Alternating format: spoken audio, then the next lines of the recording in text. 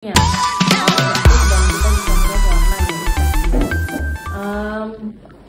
Kalau untuk warna itu ya warna normal kulit, misalnya warna sawo matang atau kuning langsat itu beda tipe-tipe orang.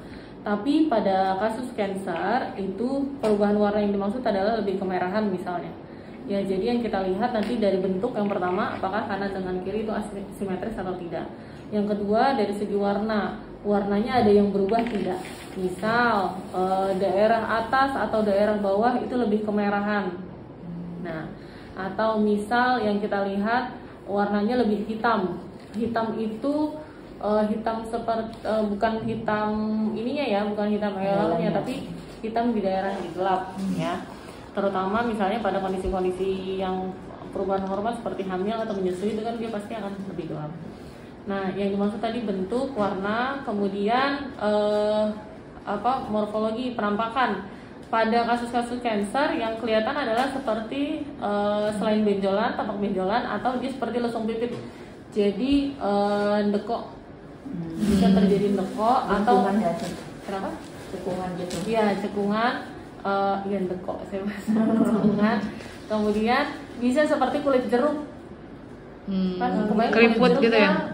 Iya, bukan keriput ya, tapi bolong-bolong bolong-bolongnya. Pori-porinya. Beda dengan kalau menyusui kan dia ada kelenjar-kelenjar minyaknya. Kalau yang pada kasus cancer dia bolong-bolong. Dia bolong-bolong Karena dia tarikan dari si sel cancer, tarikan ke dalam, makanya dia bolong-bolong. Nah, itu yang diperhatikan ya. Itu kita bisa posisi anatomi seperti ini atau bisa posisi tangan ke atas. Jadi 2 kali. Jadi posisi biasa kalau kita kayaknya nggak ada masalah, kita pastikan dengan posisi tangan ke atas. Nah, posisi tangan ke atas itu dari inspeksinya melihat itu. Kita juga dari posisi tangan ke atas bisa kayak gini. Jadi posisinya anatomis posisi ke bawah tangannya sama posisi ke atas. Jadi kita bisa melihat itu apakah ada benjolan atau tidak. Jadi harus memakai kaca ya? Iya, bercermin. Harus bercermin. Atau mau saling periksa-periksaan. Periksa-periksaan. Ya. Iya kan biar ada beda. Coba dong liatin. Ya, yang kedua kita itu dari posisi berdiri itu kita mulai perabaan atau palpasi. Nah, perabaan ini satu-satu ya. Jadi kalau mau kanan yang kita periksa duluan, tangan kanan yang kita arahkan ke belakang. Begitupun sebaliknya. Yang kita lihat apa dengan tangan sebaliknya itu kita raba dari daerah luar ke dalam secara sirkuler, pijat sirkuler. Jadi bisa 2 atau 3 jari kita pijat sirkuler dari luar ke dalam pelan-pelan. Nanti dirasakan apakah ada benjolan. Beda dengan benjolan kalau yang ada kelenjarnya gitu kan ya, biasanya menyusui kan agak kelenjar yang besar. Nah, ini benjolan jadi dia batasnya tegas. Kita bisa identify, oh ini sebesar kelereng, oh ini sebesar kacang tanah kira-kira gitu, perumpamaan aja. Kalau benjolannya kan agak beda tuh, maksudnya kalau kelenjar dia agak lembek ya? Agak Maksudnya kalau dia gimana, maksudnya membedakan itu kelenjar atau itu benjolan? Kalau benjolan kan dia agak keras ya? Iya, kalau benjolan ya lebih keras. Lebih keras dari kalau yang kelenjar? Iya, betul. Kalau dia benjolan yang tidak normal dia lebih keras biasanya. Pun kalau dia lunak tetap akan lebih keras daripada kelenjar. Kemudian si benjolan ini bisa bergerak dan juga bisa tidak. Jadi ketika kita menemukan benjolan, kemudian bisa digerakin atau enggak? Gitu. Oh, kalau misalnya dia nggak bergerak berarti itu benjolan bukan kelenjar ya? Dilihat lagi tekstur iya keras atau tidaknya gitu. Jadi kan kita cek tuh benjolannya ada atau tidak. Kalau misalnya ada, ukurannya kira-kira berapa. Kemudian bergerak atau tidak, bisa terfiksir atau mobile dia. Ya biasanya pada benjolan-benjolan yang usia produktif kan suka ada kalau pernah dengar benjolan jinak, tumor jinak. Nah, itu bisa digerakkan. Oh, jadi tapi dia bergeraknya bukan ya, dari maksudnya atas ke bawah ya, tapi kita bisa geser. Iya. Gitu. Kemudian kita raba kan, jadi untuk meraba itu untuk melihat ada benjolan atau enggak. Nanti ketika ada benjolan, posisinya di mana, kemudian benjolannya seperti apa, keras atau tidak, bisa bergerak atau tidak, warnanya berubah atau tidak, daerah yang ada benjolan itu. Kalau pada cancer tuh tumor ganas ya. Kan kita kami menyebut semua tumor itu semua benjolan itu adalah tumor. Tumor ada yang baik, ada yang jinak, ada yang baik. Kalau yang jinak itu dia biasanya tidak ada sampai perubahan warna. Tapi kalau yang ganas itu cancer, dia biasanya ada perubahan warna. Kemudian setelah dipijat ada benjolan, kemudian kita perhatikan ada berapa dan dia jaraknya jauh-jauh atau tidak ya. Jadi pijat sirkuler, selesai pijat sirkuler kita bisa pijat ke arah dalam, ke arah puting gitu ya, untuk melihat ada benjolan apa sama kayak tadi benjolan apa enggak. Setelah sirkuler, setelah puting kita cek putingnya keluar cairan atau tidak. Pun kalau keluar itu apa ya, beningkah atau pada menyusui misalkan ASI ya, atau kalau pada cancer bisa terjadi atau benjolan mastitis ya, atau peradangan pada payudara itu juga benjolan tapi dia yang keluar nanah. Atau kalau misalnya benjolan dari pada putingnya cancer, darah iya, jadi putingnya di ini aja dikeluarkan gitu. kalau cancer darah? Biasanya darah. Tapi pun kalau darah stadiumnya udah stadium yang ini ya gitu.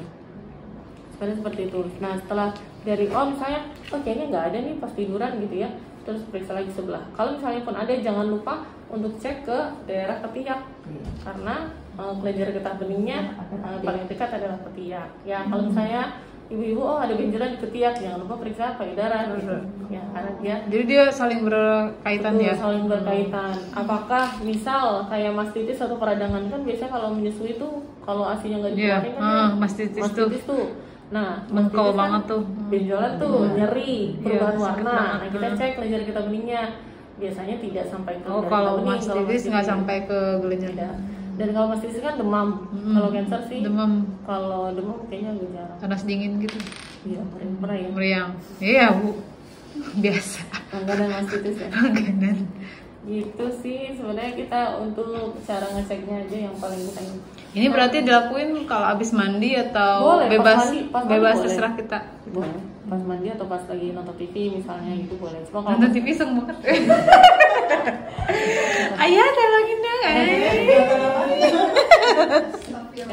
Enggak mesti artinya pas misalnya nggak apa-apa. Cuma kalau pas mandi kan mungkin karena pakai sabun jadi lebih berasa. Berarti maksudnya beres mandinya gitu. Oh boleh, nggak apa-apa sembari ngaca. Ngambil ngaca kan. Sudah kalau aja Ya pokoknya mah terserah dah. Kalau posisi berdiri Kalau mau pas tiduran bisa, tapi jangan lupa tangannya tetap harus ke belakang. Jadi tangannya terus ke belakang ke itu juga ya tidurannya. Gitu sih. Sama pijat sirkuler Kok juga. kayak ini ya Titanic. terus Rambutnya sama. Ngikuti arah jarak jauh. Itu cara sadari. Jadi, nah ini benjolannya ya, dia dari puting atau benjolan misalnya daerah sini, atau dia kalau misalnya udah stadiumnya benjolannya kayak begitu banget ya? Iya bisa. Dia tuh apa namanya? Kalau kami bahasanya podorang ya. Berarti dia Jadi udah parah yang itu ya, yang sebelah kanannya itu tuh. tarik. Ini kan pori-porinya kan harusnya nggak kelihatan ya daerah situ ya. Oh, dia Tapi itu kelihatan gitu. jadi lebih lubang-lubang gitu. Kelihatan lubang di daerah benjolan. Jadi Kayak ininya bopeng dari jerawat bawah. gitu ya? Kenapa? Kayak bopeng jerawat kan gitu kelihatan tuh. pori-porinya gede gitu. Oh iya Iya. iya bisa gitu. Disertai dengan nada keras gitu. Bisa juga luka ulkus, nggak dia udah nggak bentuk benjolan tapi dia bentuk luka jadi keruak, itu juga bisa. Cuma Sakit banget berarti ya? udah nggak sakit biasanya. Oh itu udah nggak sakit malahan. Biasanya kan Mulanya nyut-nyutan tuh sakit, kan ya. kalau mastitis mah nyut-nyutan tuh. Kalau Mulanya ini sakit gimana? tapi lama-lama kalau cancer dia tidak sakit karena kan udah sel-selnya udah mati sama zat cancer itu. Pas awal sakit lama-lama. Biasanya kalau nggak ketahuan tuh udah fase yang Udah parah berarti ya. gitu. Untuk terapinya sih ya secepat mungkin kita tahu benjolan, secepat mungkin kan ditangani ya. Jadi banyak juga yang berhasil dengan kemoterapi, banyak juga yang berhasil dengan radioterapi. Misalnya itu tergantung nanti stadium berapa dia diketemukannya. Gitu. Kalau misalnya nih kita kan lagi sadari nih terus tiba-tiba ada benjolan dan ternyata kan banyak nih kejadiannya teman-teman teman-teman aku juga yang ada benjolan, tapi pas dicek itu tumor biasa katanya gitu ya. Nah itu tuh sebaiknya kita ke alternatif atau kita operasi, atau kan kalau udah cancer mah pasti kemo kan ini mah kan masih tumor jinak ya istilahnya. Tapi ada juga katanya yang misalnya tumor jinak kalau diambil dioperasi itu malah jadi cancer. Nah itu gimana itu kalau misalnya Kalau jatuhnya misalnya pas udah periksa ke dokter ini mah tumor katanya gitu, tapi tumor jinak. Nah itu harus kalau tumor jinak biasanya sih diambil. jadi harus operasi. Iya. Tapi nggak bakal kan katanya micu jadi tumor ganas katanya kalau itu ada yang Iya, tergantung jenisnya sebenarnya. tergantung jenis si tumor itunya. Bisa awalnya misalnya tahun ini dia didiagnosanya tumor jinak, kemudian tidak diambil. Kemudian dengan pola dia yang masih jelek misalnya, nah itu berkembang jadi ganas bisa. Oh, jadi dari tumor jinak bisa jadi ganas juga ya? Bisa.